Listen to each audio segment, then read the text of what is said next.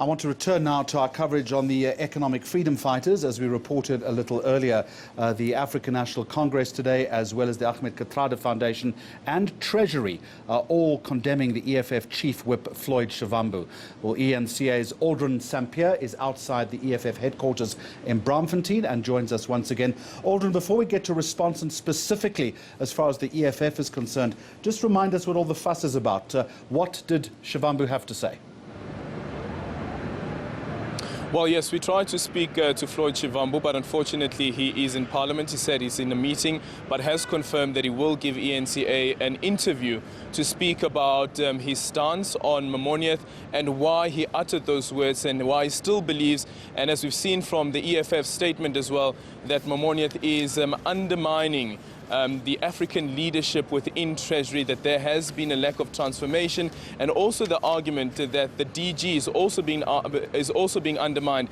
And if you look at the statement that has just been issued by Treasury as well, Treasury is saying that the EFF shows a lack of understanding of the functions as well as the policies of National Treasury, and the EFF cannot expect the Minister as well as the Deputy Minister and the DG to be available at all these meetings that are taking place in Parliament, and the DDG, Momoniat, was the right person to speak on these issues relating to tax affairs, and that's the reason why he was sent. The EFF is still steadfast that Floyd Shivambu will not apologize. He's also said in a number of tweets as well that he will not apologize, and this is what has been reiterating in some interviews that he had with other media houses. And Aldrin, just about everyone's piling in on this story as far as the reaction is concerned. I've mentioned the ANC, the Ahmed Kathrada Foundation, also Treasury, roundly condemning these remarks. What have they been saying? Well, certainly, these condemnations have been coming in thick and fast. I have to say that it's a bit strange as well when you see the level of debate with regards to Floyd Shivambu's utterances. I see that Floyd Shivambu has now tweeted the entire audio of that meeting that took place, and it started off with a debate and people pointing out where exactly does Floyd Shivambu say that Momoniat is un-African, but some people saying that for the mere fact that he's saying that Floyd Shivambu has this assertion that Momoniat is undermining African leadership within Treasury, that in itself is a problem. As I've indicated earlier on, that we spoke to Jessie Duarte, the Deputy Secretary General of the ANC, and just take a listen to what she had to say about Floyd Shivambu's utterances. We believe that that is a racist perspective by Shivambu. It's a racist rant. How different is Floyd Shivambu from the lady who uses the K word, or the person who called people monkeys on a beach, or the white South Africans who put a black South African into a coffin because he walked across their land?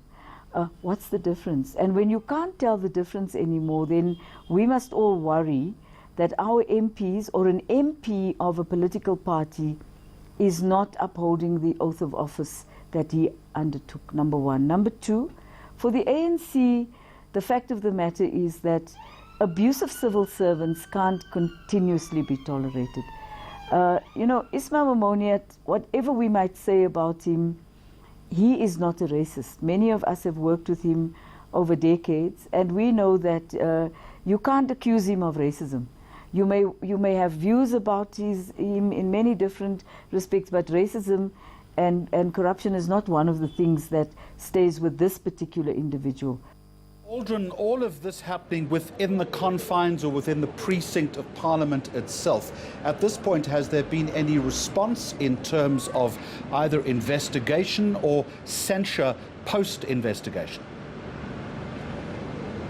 Well, not clear at this point, but Jessie Duarte, in that interview that I had with her earlier on, was quite clear in saying that the Ethics Committee must deal with this matter as soon as possible, and there must be a penalty meted out against Floyd Shivambu. And we're actually hoping that Floyd Shivambu would be responding to that, and whether he will indeed defend himself in that Ethics Committee meeting when it finally does take place and the Ethics Committee does decide to take on this matter. matter and how Floyd Shivambu would be responding to, if there is indeed a penalty meted out against him, how he will respond to that.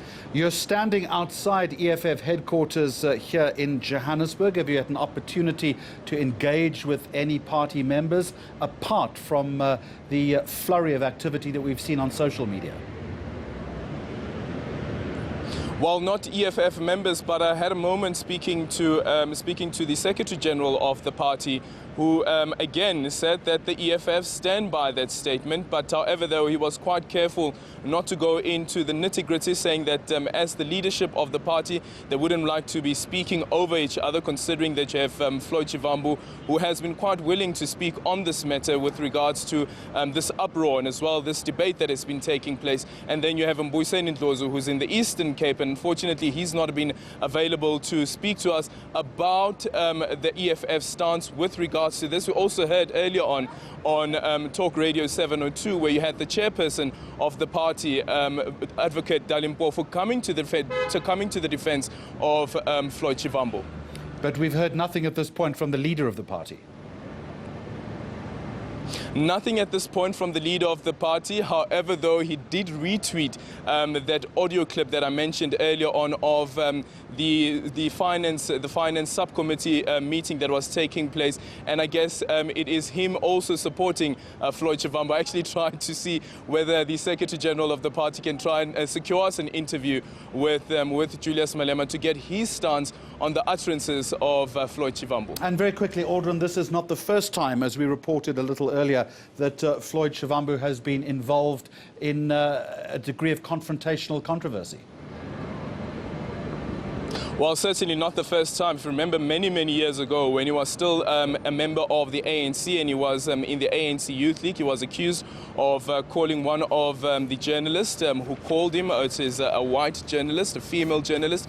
He called her by the B word, which unfortunately I can't say here on the channel, and that got him into a bit of trouble. He eventually apologized when he joined the EFF, and then a couple of years later, I think it was earlier this year, where he tried to throttle a journalist outside the Parliament precinct, and as we understand that the Ethics Committee has decided to take on that matter.